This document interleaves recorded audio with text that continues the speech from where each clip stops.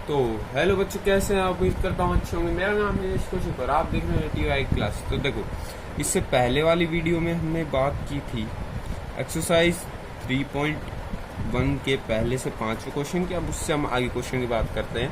तो ये क्वेश्चन जो है ना, आपको इक्वलिटी ऑफ मैट्रिक्स पता होनी चाहिए इन क्वेश्चन को करने के लिए। तो इक्वलिटी ऑफ मैट्रिक्स को मैं एक बार और बताता हूँ। वैसे मैंने इनको बेसिक की वीडियो में बताया था, पर इक्वलिटी ऑफ मैट्रिक्स क्या कहती है कि दो मैट्रिक्स सिर्फ जब बराबर हो सकती हैं if and only if they are of same order. सबसे पहले वो दोनों सेम ऑर्डर की होनी चाहिए। सेकंड, उनके जो कोरस्पॉन्डिंग एलिमेंट्स है ना, वो भी बराबर होने चाहिए। तो अगर ऐसा हो जाता है तो वो मैट्रिक्स हमारी इक्वल होती है, दो मैट्रिक्सेस। देखो, तो पहला क्वेश्चन में आपसे पूछ रहा है कि मतलब 6th क्वेश्चन है, find the value of x y z from the given equation. तो इक्वेशन में से आपको निकाल के देनी है। तो पहला क्वेश्चन हमारे पास है, देखो पहले से ही देखते हैं अच्छे से। तो पहला क्वेश्चन हमें दे रखा था कि 4 3x5 इक्वल है yz 1 5 के। तो इसका मतलब क्या है? इक्वलिटी ऑफ मैट्रिक्स हमने पढ़ी है और हमें पता है कि एक मैट्रिक्स सिर्फ जब इक्वल होती है जब वो सेम ऑर्डर की हो। दोनों सेम ऑर्डर की है। देखो 2 क्रॉस 2 की है, ये भी 2 क्रॉस 2 की है, तो दोनों सेम ऑर्डर है। दूसरा कि उनके कोरस्पॉन्डिंग एलिमेंट्स बराबर हो, मतलब कि ये y जो ये 4 और y है ये बराबर होने चाहिए, 3 और z बराबर होने चाहिए, x और 1 बराबर होना चाहिए, और 5 और 5 तो बराबर ही होते हैं।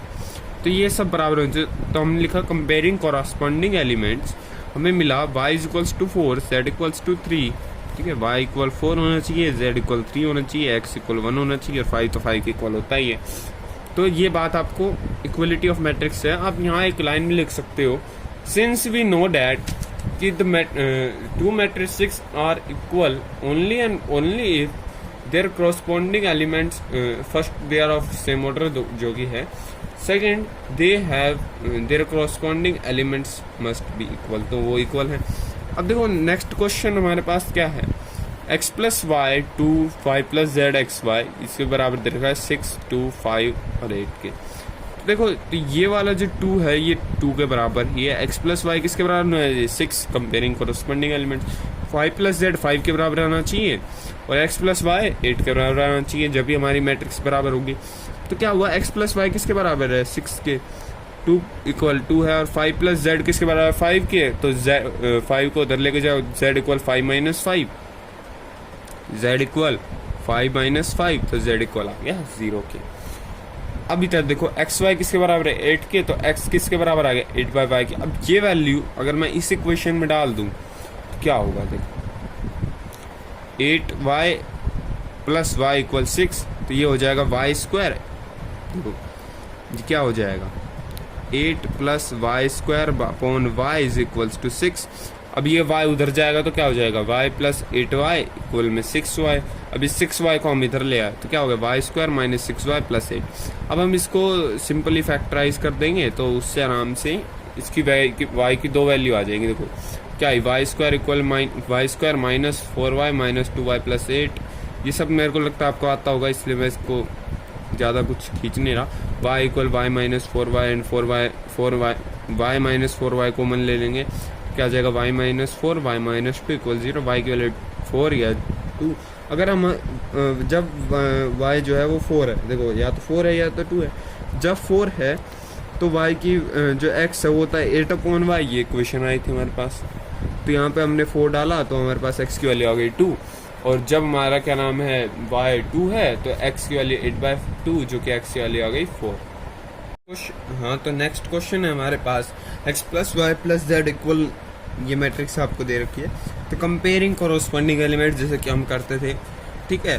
तो हम क्या करेंगे, x plus y plus z की वैल्यू आ गई 9 के बराबर, और हमारी दूसरी इक्वेशन देखो ये इसके बराबर होना चाहिए, ये इसके। तो x plus y plus z किसके बराबर है? 9 के। x प्लस जेड किसके बराबर है? 5 के। y प्लस जेड किसके बराबर है? 7 के। तो हमने क्या किया, जो हमने इस इक्वेशन में से इस इक्वेशन को माइनस कर दिया। तो जैसे कि हमने माइनस किया तो क्या हुआ, y plus x plus y plus z, और यहाँ पे x प्लस, देखो मैं यहाँ करके दिखा देता हूँ। देखो क्या हुआ, हमारी पहली इक्वेशन थी x plus y plus z equal 9, और हमारे पास है x प्लस जेड। तो मैंने जब इसको माइनस किया इक्वल में 5, तो जब हमने इसको माइनस किया तो देखो ये साइन चेंज हो गया, इसका साइन चेंज हो गया, ये इससे कट गया और ये आएगा 9 माइनस 5 इक्वल में y। y इक्वल 9 माइनस 5 आया और y की वैल्यू 4। अब आपको y की वैल्यू 4 मिल गई, तो अब मेरे को एक बात बताओ y प्लस कुछ आपको किस इक्वेशन में दिख रहा है? मतलब y की वैल्यू ऐसे डाल दो दूसरे की वैल्यू आ जाए। तो मेरे को लगता है इसमें मैं अगर y की वैल्यू डालूंगा तो मेरे पास z की वैल्यू आ जाएगी। तो बस वही मैंने इसमें z की वैल्यू मतलब y की वैल्यू इसमें डाली, z की वैल्यू में 3 मिल गई। अब एक बात बताओ, मेरे पास z की वैल्यू है, y की वैल्यू है, मैं पहली क्वेश्चन में डाल दूँ तो x मिल जाएगा। वैसे कोई ज़रूरत भी नहीं है, आप चाहो तो दूसरी में डाल दो z की वैल्यू, तो भी आपका आंसर आ जाएगा। पर कोई बात नहीं, हम पहली में डालते हैं, आप चाहो तो दूसरी में डालोगे, जब भी सेम ही रिजल्ट आएगा। क्या हुआ, x प्लस 4 प्लस 3 इक्वल 9, तो x इक्वल आ गया 2 पे। तो यहाँ तक तो हमारे हो गए ये वाला क्वेश्चन। अब इसके बाद हमें a b c d की वैल्यू निकालनी होगी। देखो ये क्वेश्चन है हमारे पास, find the value of a b c d from the equation दे दी, a b c d की वैल्यू चाहिए। तो सेम काम करना है, कंपेयर करो, इक्वल के बराबर रखो, मतलब उनको बराबर रखो, ठीक है। हमारे पास 4 इक्वेशन आई, 4 इक्वेशन में से हमने इक्वेशन थर्ड उठाते हैं, वो आई थी 2a माइनस b इक्वल में 0। आप पीछे देख सकते हैं, जब आप इक्वेशन को मतलब कंपेयर करोगे ना, जो आपकी मतलब एलिमेंट है, जो मतलब शायद a21 वाला जो एलिमेंट है वो 0 है, दिखाई देते हैं। देखो ये वाला एलिमेंट आएगा 2a माइनस b इक्वल में 0।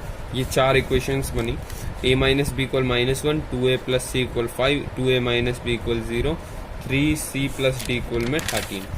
तो अब हम क्या करेंगे, ठीक है। तो हमने क्या किया, इसको 0 थी तो हमने a की वैल्यू निकालनी है यहाँ से b/2। तो अगर हम a की वैल्यू b/2 पहली इक्वेशन डाल दी, जो कि थी a minus b is equals to -1, तो हमारे पास क्या आएगा, b/2 minus b is equals to -1।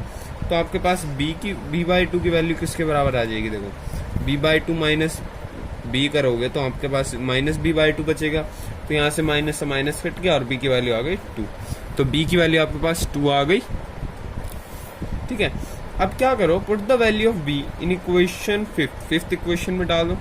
Fifth equation में डालते ही, फिफ्थ इक्वेशन हमने कौन सी मानी थी, ये वाली इक्वेशन। तो आप सोचना मत कि फिफ्थ इक्वेशन कौन सी थी।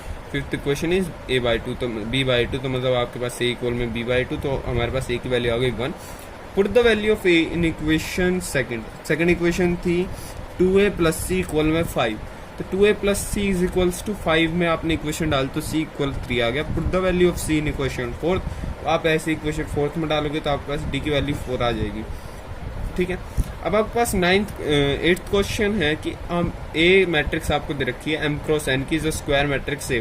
अब आप ये खुद बताओ एक मैट्रिक्स स्क्वायर मैट्रिक्स कब होती है? अगर आप बेसिक मैट्रिक्स मतलब बेसिक ऑफ मैट्रिक्स आप देख कर आए हो, तो हम मैट्रिक्स के बेसिक्स में आप मेरे को ये बताओ कि कोई मैट्रिक्स स्क्वायर मैट्रिक्स कब होती है।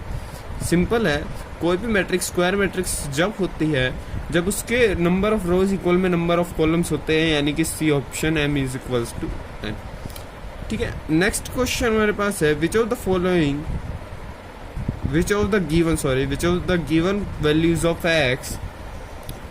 Given values of x and y makes the following pair of matrix equal. मतलब ये कौन सी वैल्यूज इनमें से इस मैट्रिक्स को इक्वल बनाते हैं। तो मान लो ये पहली बात तो मैं आपको पहले बताता हूँ, इस मैट्रिक्स ये इक्वल नहीं हो सकती, ठीक है। उसका कारण भी मैं आपको बताता हूँ। देखो कंपेयरिंग लाइक टर्म्स, हमने कंपेयर कर दिया लाइक टर्म्स को, तो हमें x की एक वैल्यू मिलेगी 3x plus 7 is equals to 0, x आया -7/3। y की एक वैल्यू मिलेगी, y की वैल्यू आ गई 5 is equals to y minus 2, y equal में 7। तो y की वैल्यू 7 आ गई। अब आप इससे कंपेयर करोगे तो भी y की वैल्यू 7 आएगी, पर जब आप 2 माइनस 3x इक्वल 4 करोगे तो -3 तो ये आएगा -2/3। अब कह रहा है कि इनमें से कौन सी वैल्यू आपकी मतलब इस इक्वेशन को सेटिस्फाई कर रही है, ठीक है। तो ये इक्वेशन को कब सेटिस्फाई करेगी, 1 मिनट। तो देखो, तो आपके पास x की 2 वैल्यूज हैं। अब आप x की वैल्यू पहली इक्वेशन जो आपकी 3x प्लस 7 थी उसमें डाल के देखो -2/3, तो आपके पास 5 आंसर आएगा which is not equals to 0। ऐसे ही आप इसमें डालोगे तो आपके पास कोई आंसर नहीं आएगा। पर हाँ ठीक है, आप जब एक इक्वेशन में डालोगे एक वैल्यू को तो आएगा। अब एक बात बताओ, किसी भी लीनियर इक्वेशन में आपके पास x की दो वैल्यूज है, ठीक है, ठीक है, दो वैल्यूज है, पर अब दो मैट्रिक्स जब इक्वल होती है, जब उनके मतलब कोरस्पॉन्डिंग एलिमेंट्स इक्वल हो, ऑर्डर तो हमें सेम दिख रहा है, कोरस्पॉन्डिंग एलिमेंट्स इक्वल, पर अगर x की ही दो वैल्यू होंगी और आपके पास कोरस्पॉन्डिंग एलिमेंट्स इक्वल नहीं आएंगे तो ये मैट्रिक्स इक्वल नहीं होगी। तो इसीलिए जो आंसर आएगा इसका वो आएगा be, not possible to find, हम फाइंड ही नहीं कर सकते। अब देखो ये क्वेश्चन काफी अच्छा है कि पूछा the number of possible matrices of order 3x3 which with each entry 0 और 1 इज। अब 0 और 1 की कोई भी एंट्री वाली आपको एक मैट्रिक्स, मतलब एक मैट्रिक्स बनानी है, देखो कहना क्या चाह रहा है, एक मैट्रिक्स बनानी है जिसमें यहाँ आपको या तो 0 डालना है या 1 डालना है, या 0 डालना है या 1 डालना है, 0 या 1, 0 या 1, ऐसी कितनी मैट्रिक्स बनेगी, बहुत ज़्यादा बन जाएगी। तो आपसे पॉसिबल नंबर ऑफ मैट्रिक्स, तो आपको अब इसमें लगाना है परमुटेशन, जो आपने पढ़ के आए थे परमुटेशन कॉम्बिनेशन, वो लगाना है। तो देखो क्या हुआ, टोटल नंबर ऑफ मैट्रिसेस कितनी होंगी, देखो इसके अंदर आपके पास कितने ऑप्शन भरने को, दो, इसके अंदर दो, इसके अंदर दो, इसके अंदर दो, दो दो दो, मतलब इनको इंटू करो या फिर 2 into 2 into 2 into 2 into 2 into 2, फिर हो जाएगा 2 की पावर 9, 2 की पावर 9 कितना होता है 512। तो ये नंबर ऑफ मैट्रिक्स आपकी आ जाएंगी, समझिए, मतलब कि इसमें कितने ऑप्शन है आप आज भरने का, उसको इंटू करवा अच्छा, तो टोटल नंबर ऑफ मैट्रिक्स आ जाएंगे। तो ये थी हमारी 3.1। यहाँ 3.1 एक्सरसाइज खत्म होती है, पर मैट्रिसेस की यहाँ शुरुआत हुई, ये तो बहुत बेसिक एक्सरसाइज थी, ठीक है। और अगर मैट्रिसेस की ये एक्सरसाइज आपको थोड़ी समझ में आई होगी तो आपको आगे और आसानी होगी। आपको टाइप्स ऑफ मैट्रिक्स पता होने चाहिए, क्योंकि बहुत जगह काम आएंगे वो। आपको बोला जाएगा स्क्वायर मैट्रिक्स का जो मतलब होता है उसका डिटरमिनेंट पॉसिबल होता है। अब आपको पता ही नहीं स्क्वायर मैट्रिक्स होती क्या है, तो फिर वो एक नंबर में भी ऐसा क्वेश्चन बन सकता है कि what is diagonal matrix, option दे देगा, ठीक है। तो ऐसे में वो काम आती है। और बाकी मैं आपसे नेक्स्ट वीडियो में मिलता हूँ, तब तक के लिए take care, good bye. Please subscribe to my channel and hit the bell icon to never miss a single video on my channel. Thank you.